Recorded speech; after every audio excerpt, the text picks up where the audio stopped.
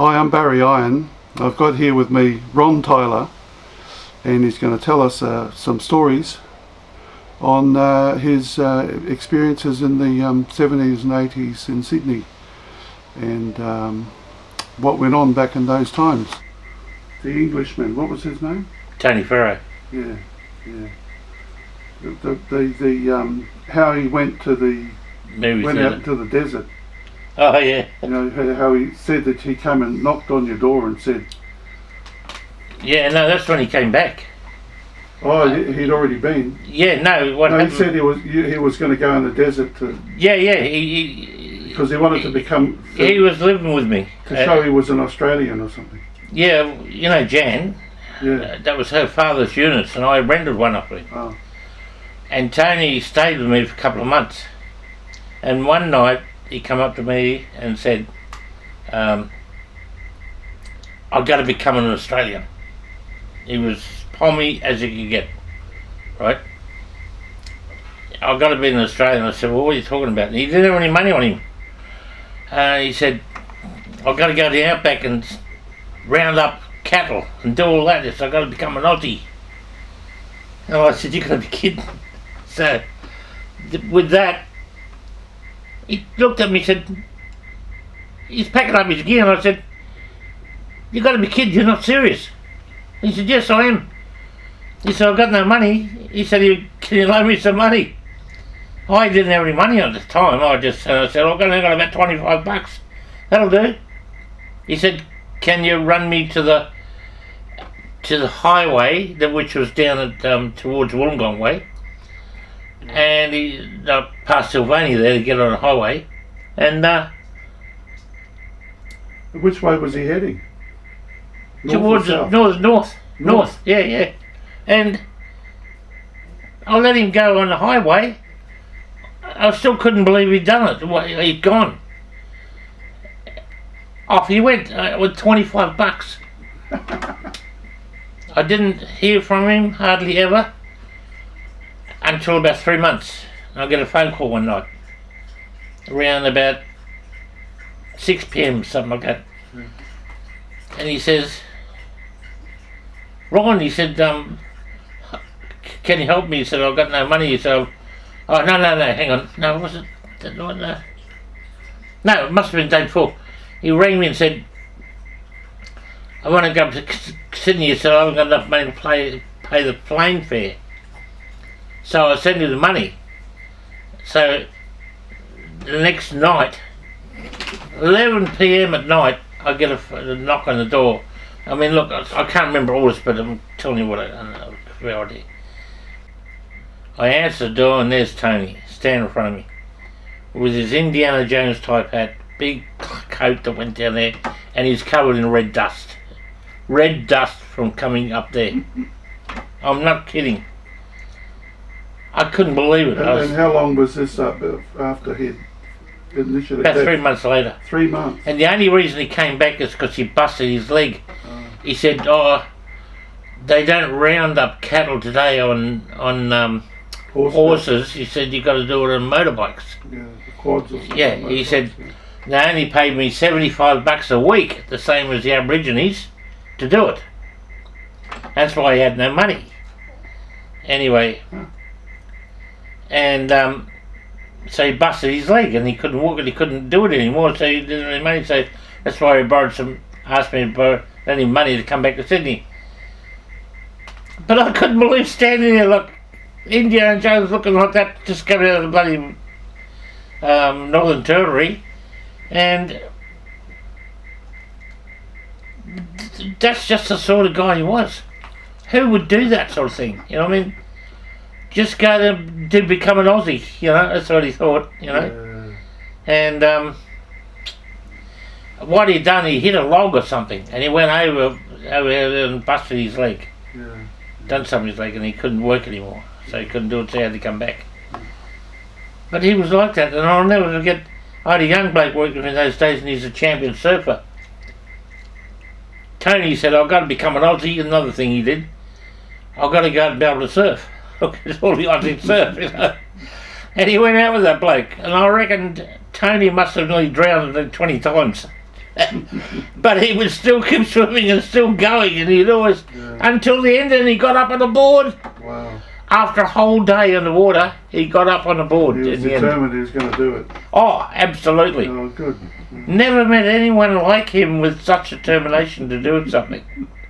Like, who in the world would jump onto a bloody highway with $25 to go and work in the Northern Territory to become an Aussie? I mean, he was crazy. Oh, no, he wasn't crazy. He was such a likeable guy, though. I mean, kind of eccentric in a way. He was. And in fact, I'll tell you what he reminded me of. Do you remember back then there was this, the royal family had some guy that was that the whole world didn't know where he was and all that? I always thought it might have been Tony. Because he had that beautiful English speaking voice, and he could have been. And I'll never know from Tony whether he could have been or not. He never said nothing, but he was funny like that. Was he quite well spoken? Oh, absolutely. Yeah, the best British cleans English. Because some of them are, and it depends where they're educated too, because a friend of mine who was very well spoken, educated at Eton. Yeah, well, Tony was, but he could speak 4 or 5 different dialogues of English.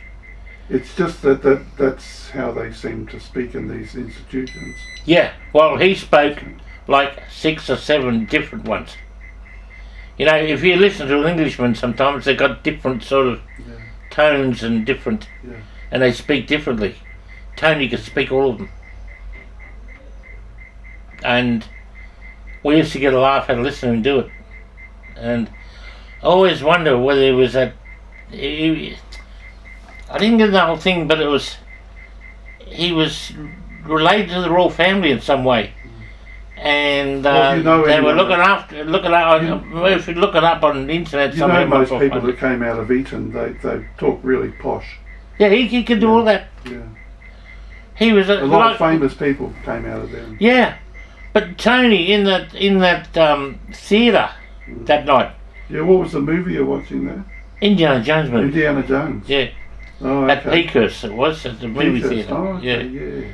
And it was on there, and me and Jada were there, Trent's mother, and Tony. And Tony had his Indiana Jones type outfit like he always wore. He's playing the part, yeah. Yeah. We went up there and we were sitting there watching the movie, and but all his kids were down in front, and they were all making heaps of noise and throwing things and carrying on and yahooing. Yeah. And the movie had started, and we were trying to listen to it, and you couldn't hear it because of these kids.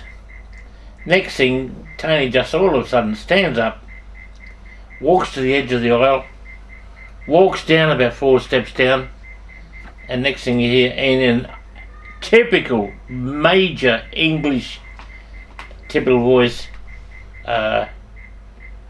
be quiet, at the top of his voice. And next thing you hear, if you don't all be quiet, so, no, I paid good money to come and see this movie. If you don't all be quiet, I'll come and throw you all out. That's exactly the way he said it, out, you know. And next thing, you could not hear a fucking pin drop. Nothing. Dead silence. And he just calmly comes back, sits down. We all looked at him. He didn't even look at us. And he's looking at it. And a lady behind us tapped him on the shoulder. Thanks very much. Keep them all quiet, get your thing. But he was that sort of character. And Tim, that used to work with sometimes, just loved Tony because he'd make you laugh every 5 minutes with the way he was. You know, he was different to Australian people, but he was such a character, and nothing bad about him. He was a great guy. You couldn't help like him, and all his different accents he would come up with, that he could speak in different sorts of English, because there's a lot of especially in London.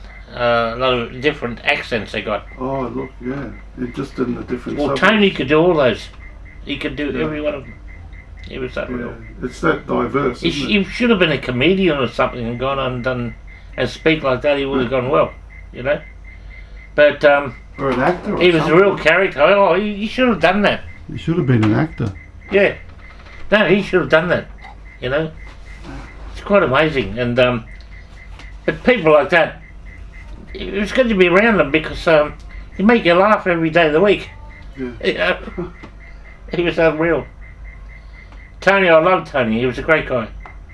What was his name? Tony. Tony Ferro, Ferro. Oh, But what a funny name, Ferro, for an Englishman. That's why I always wondered later on. I saw some things about this missing, not a prince, but Earl or whatever, or but something he like that. didn't tell you much about his previous. No, he didn't, except his grandfather was a major general, his father was a major general, and Tony was in the army. Right? He didn't never tell us what he stayed there or anything else, but I do remember seeing a thing about where Britain was looking for some high dignitary type person like it sounded like Tony to this day. I'll never know to this day what it was, but the last I ever heard where Tony was he is in Canada, married some girl, got a kid, he opened up a wine shop selling wine. I'd love to get hold of him though, because he used to absolutely love me to death as a friend, you know what I mean? And he used to always say prayers for my mother. He loved my mother and me for years. He took me even to a church. I had a big thing went wrong in my life with a woman, and he took me to church. Made me go to confession, do all that sort of thing. Did all that. And so he was a good-hearted bloke, and that's why he went and bought the scalpel to put on. I don't have that scalpel anymore. I don't know what happened to it, but to look after, because he knew I was a Roman Catholic originally, and went to school and all that. And he always believed that one day we're going to start an army. He said the army will be against all those poms in England that are stopping poor old ladies getting gas or getting anything like that. He said they're doing it to people, you know. And he said, you and me will be together, and he said, you're going to be my general and we're going to take over the world.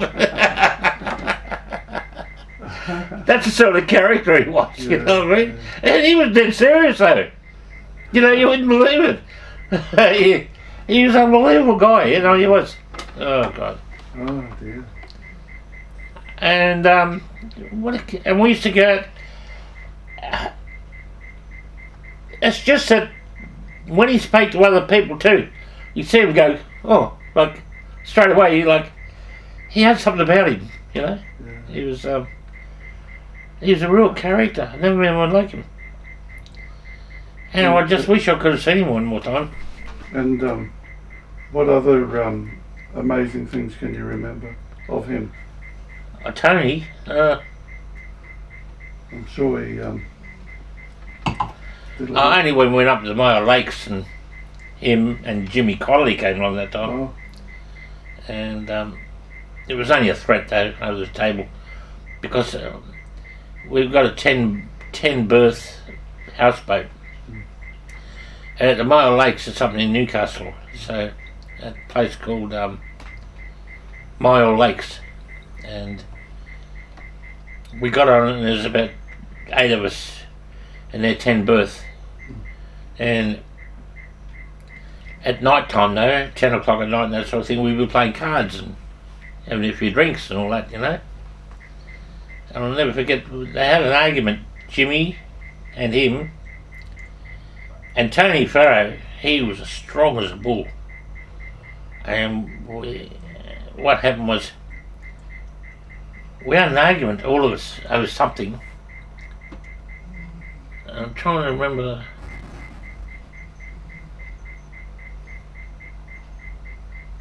Tony thumped the fucking table with all the cards on the tables that went over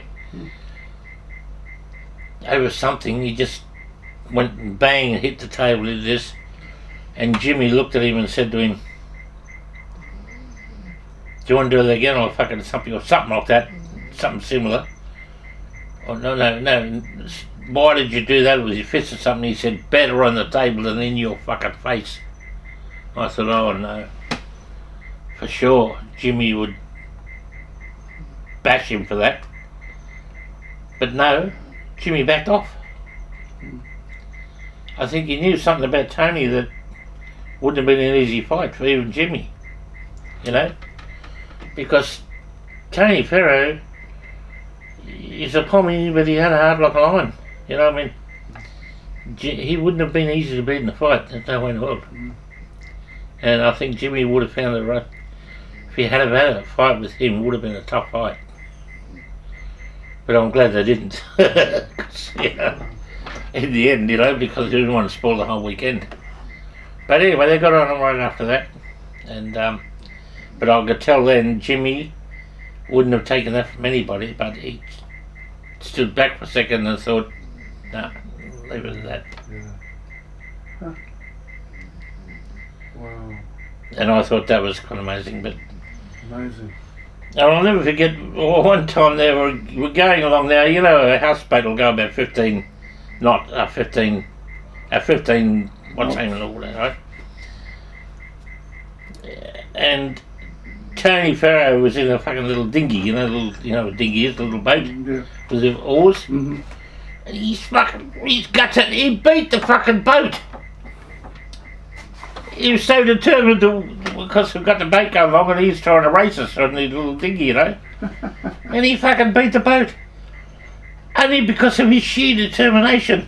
He'd go on, and do all this thing and he fucking beat us. Just things like that, Tony Ferro. Oh dear. And I'll never forget one day in Bondi Junction where, I think I told you about where he, I was sitting in the car with him when he went to pay the gas bill or something, you know. Mm. And they were trying to probably rob him on the bill, I don't know, I can't remember. And he was in such a fluster over it, he was really angry. And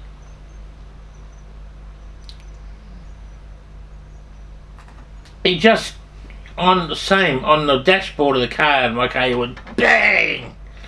And some bloke was walking past the car, and he's looking at him, going like this, and he said, and Tony yelled at him and said, "What are you looking at?" He goes, "I'll fucking kill you, I'll kill you." And the bloke started going, "Oh, fuck it off," he went for his life. Yeah. And it was unusual for him to say that, you know, like, I'll kill you. But he looked so ferocious and I couldn't believe it. I went, "Tony, what the fuck are you doing?" The bloke fucking went down the road. You know, all over this fucking electricity bill.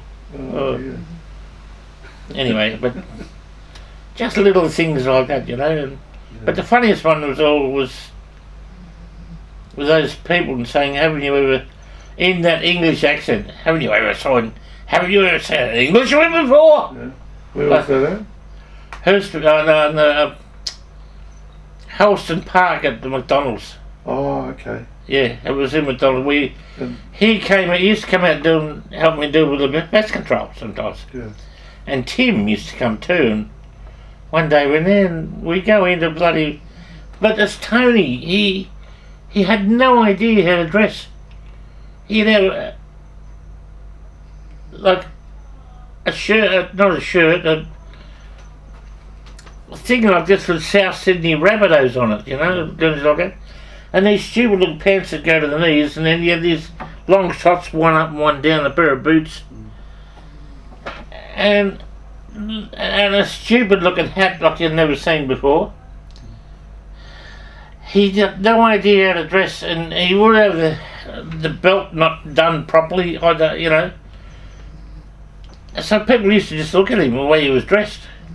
And we went in there one day into that place, and Tim used to love him, you know, and we get in there we ordered the what's name was that, and then it came time for him to order what you want to eat, and he couldn't understand all the different types of burgers and stuff, and he's trying to tell them, and he gets a bit flustered, and some of the other people are all looking at him and laughing, and some of the customers, because he did look unusual the way he was dressed and everything, because nobody dresses like that. And the next thing he stands up and he goes, what are you laughing at? Haven't you ever seen an Englishman before? I mean, nobody would normally say that. I mean, haven't you ever seen an Englishman before? And Tim, he started laughing. He had to go outside. He couldn't stop laughing because it looked so damn funny, and all these people just looking at him because he was such a different type of character like Aussies have ever seen, But that's the way he was, But you couldn't help like him because he was so different to other people. Yeah. And he had that accent. I mean, terrific accent he had. Made him different.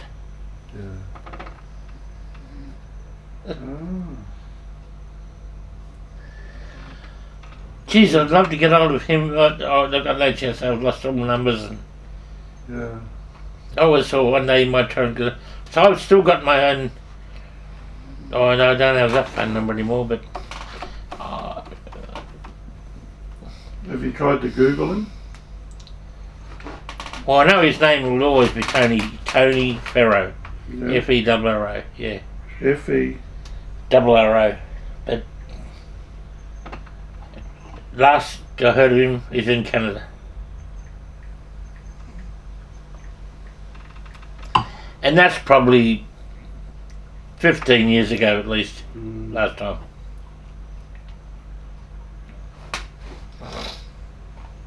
And he owned a wine shop. And he was living with a woman, and they had a baby. And that's the last I heard of him. There's a few Tony Ferros, but yes. Is that English Ferro? I don't know.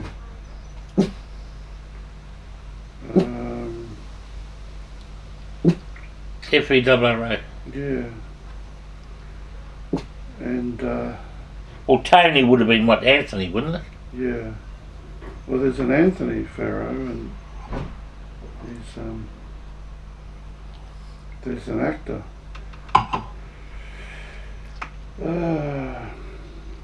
The brawler, Anthony Ferro. Honestly, in real life, if you had met him, you would have loved to be his friend. Yeah. Because he was such a character.